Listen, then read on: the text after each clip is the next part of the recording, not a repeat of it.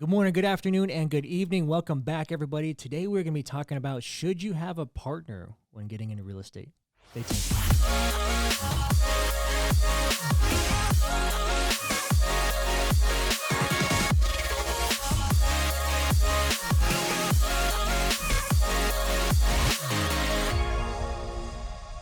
Good morning, good afternoon, and good evening, everybody. I am your host, Josh Zuniga. This is the Inside View Real Estate Podcast. I'm with my co-host, Carl Freund. Good to see you, man. And today we are talking about a very important topic. Should you partner with somebody when investing in real estate? No. Yes. Yes. Which one is it? Well, it depends. It all depends. Well, I'll give you my 2 cents, on this. So, first answer. Choose your partners carefully. Is it Josh Zuniga? Then yes, I'm in. All right, cool. Choose your partners very carefully. And I'll give you guys a little scenario, okay?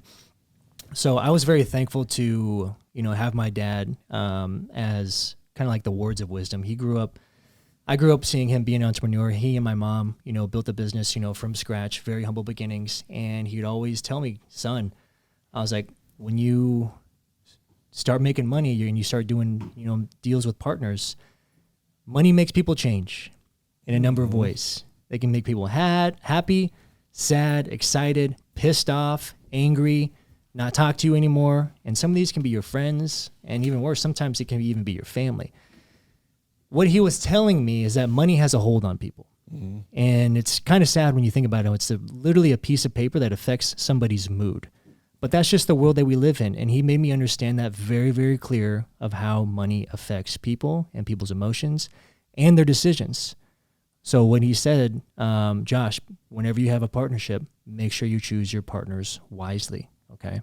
So when I first get into any type of business deal, I always have a conversation with the partner prior to us even doing anything and putting any documents in place and actually, putting in any money into deal.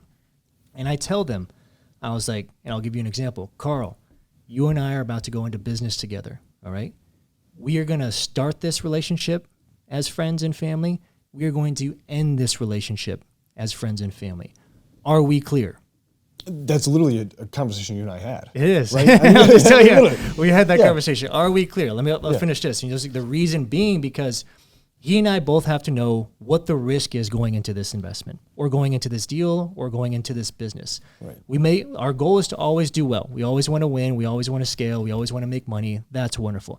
But especially in real estate, shit happens, right? Shit absolutely happens, and you can lose. Yep. And I have lost, I have lost, at some deals. Thankfully, it wasn't a significant amount. I think the most I ever lost was $5,000, and I think $12,000 on a deal, which is like a drop in the bucket compared to a lot of these other things. But those are tough conversations. When an individual isn't used to losing, especially their money, that's going to sting. And are they going to be ready emotionally to handle that? Mm-hmm. Because you guys both knew what the risk was going into this transaction. Correct? Yeah, and you nailed on something. And, I think my immediate answer is, should you join up with forces with somebody? And it really depends on who it is. Yeah. And the deal. Depends on the deal too. And here's the thing. It's like I had Airbnbs with a very good friend of mine who I've known for a long time. No, that's the answer. That just stiffed me for $25,000. I'm not going to get it back. That's it. Right? I'm not going to get it back. I've been fronting the costs because he was in a financial situation he couldn't get out of. I've been fronting the entire cost of the entire operation and still paying out his share. Mm-hmm. And then when it came time to get caught up, I was like, hey, dude, I've been paying for this thing for a year and a half. Can I just get reimbursed? And the answer was, it's not going to happen, right? And so then I had to sever that relationship and ended badly.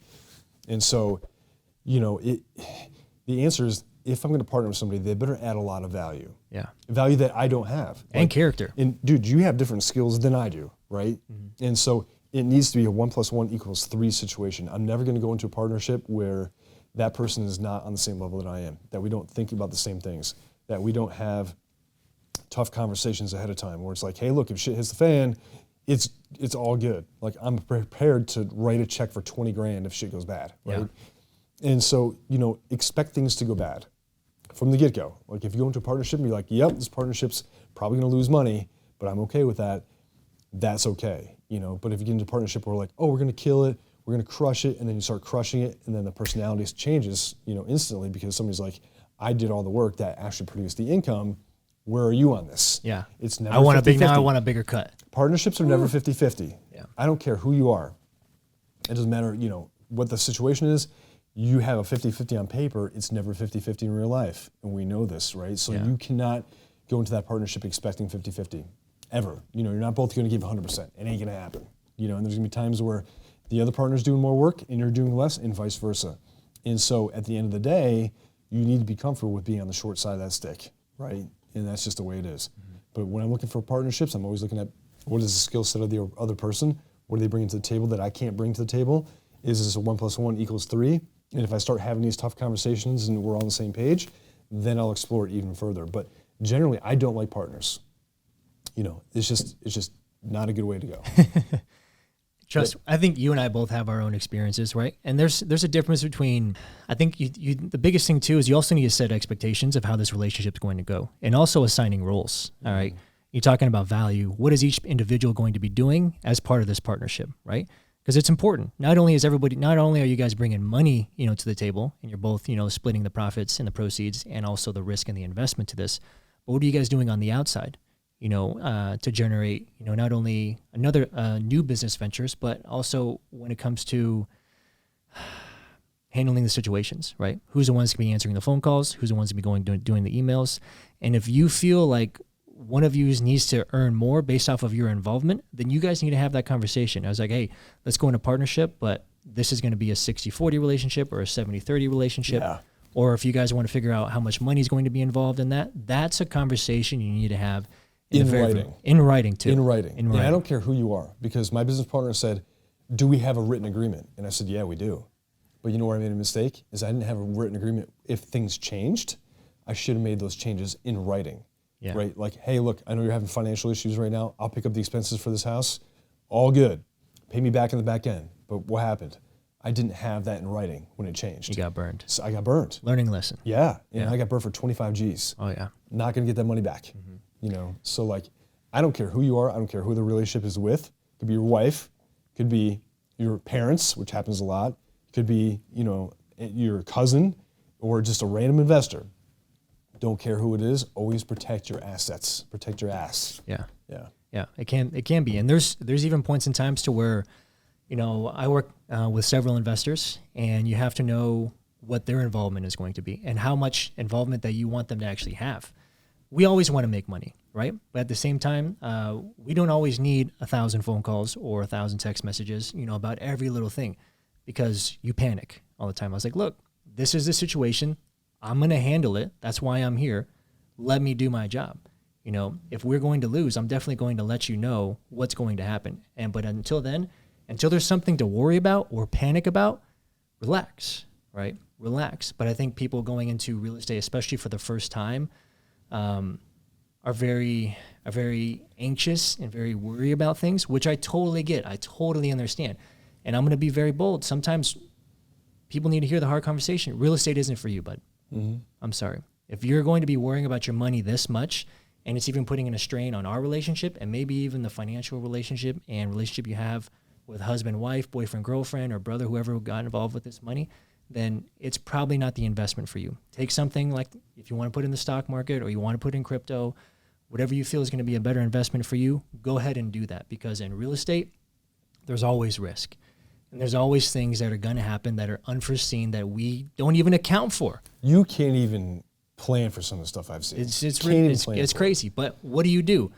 The situation happens, and you roll with the punches, and you get through it. The best thing that you can do in real estate, especially if you don't want to lose, is like, we have to turn and burn this, all right? I don't care if we don't make anything.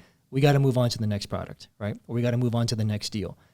There's been deals where there's probably even one with my dad right now. We thought we were going to make, you know, a good chunk of change on it. For some reason, it's not selling, and we just can't figure it out. So we might have to come in there and invest a little bit more money into the actual rehab, you know, and just spice it up a little bit, all right? So we are out money for the hard money that I took out on that, and then also the expenses.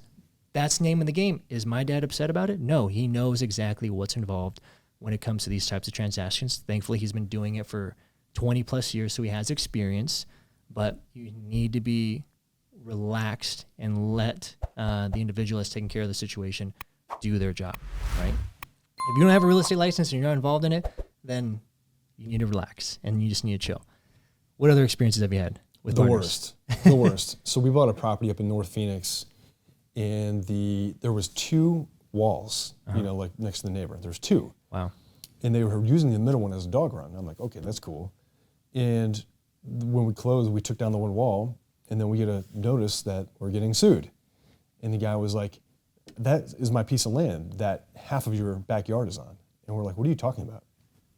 And so we looked it up, and sure enough, there was a small little sliver of land through our middle of the backyard that belonged to the neighbor. And we had to stroke him a big check in order to buy that piece of land back so we can finish our backyard. Wow. Check that out. I've seen sewer issues that you can't even imagine.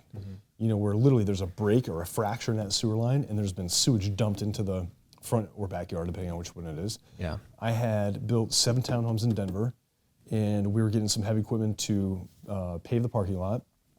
I remember very specifically, it was a Saturday morning. The machine operator called, and he says, hey, look, there's a soft spot in the middle of that parking lot. What do you want me to do with it? And I said, pave the dang parking lot. That's what I paid you. I remember this conversation. And so then about 2 months later, it wasn't even 2 months, maybe like 2 weeks later, I get a call from the neighbor that is adjoining the property. And he goes, Carl, there's shit coming out of my kitchen sink every time I flush a toilet upstairs. I can't even imagine. And it took me a second to figure out what happened, and then I instantly clicked that what had happened was there was an unrecorded sewer pipe that went through that parking lot, and when he was running the dozer over that, it collapsed the clay pipe and plugged it up. And it took 2 weeks for that thing to back up to the point where it got to the lowest point, and every time he flushed the upstairs toilet, literally raw sewage was coming out of the kitchen sink. And so, that was a huge insurance claim, right? Like, what do you do with that kind of stuff? And so here you are, ordering porta potties for this guy on a Saturday afternoon, trying to get porta potties delivered to the house. Yeah. I've seen everything you could possibly think of. I've seen squatters move in. That just happened last month, didn't it? Oh yeah, all this stuff happens. I've had plenty of squatters in my properties, guys, and you'll see a lot of them, especially in Central Phoenix. It happens. Things happen. Yeah, if you ever get a squatter, call me. You're not going to like my method, but you'll love my result. I can tell you, I've gotten some recon type stuff. Oh yeah, totally. It gets intense. That house down in on Culver, Central Phoenix, on Culver. Yeah, we did a stakeout for sure, 2 nights in a row, we got him, arrested him. It was actually a female. Yeah, that was getting into it. Thankfully, she was. I felt bad, man. They weren't breaking anything or stealing anything. They were literally just coming inside and taking a shower. Yeah, like my heart goes out to them, but at the same time, sorry, you can't be coming in my property. You can't be telling your homies, hey, by the way, hey, there's a house over here. You can all take a shower. And I found out there was probably 5 or 6 people coming in and taking showers. I'm like, damn. The place downtown Phoenix that took all the copper. That too. That happens. That happens. All right, guys. But also, it's not to make you scared of having a partnership. There are partnerships that work out very, very well. Cara and I have some wonderful partnerships. I have some wonderful partnerships with some of my friends. I obviously have wonderful partnerships with my brothers and my father as well. But like you said, we set expectations. We all know the risks, and we're okay with proceeding forward. Okay, and we don't have to have the conversations all the time. I'll let them know what the situation is. We handle it. We always proceed forward. We close the deal, and we move on to the next. Especially when you're in real estate, you got to just keep turn and burn these things. We're not in the business of holding it and trying to lose a deal over $1,000. Yeah. Okay, I was like, because if we go back and forth and we don't want to do this deal because of $1,000, guess what? We have to go back on the market, and now we're on the market for a few more weeks, and now it's going to cost you more money. You got to know when to just say move on. Yep. Right? And those are conversations that you have to have.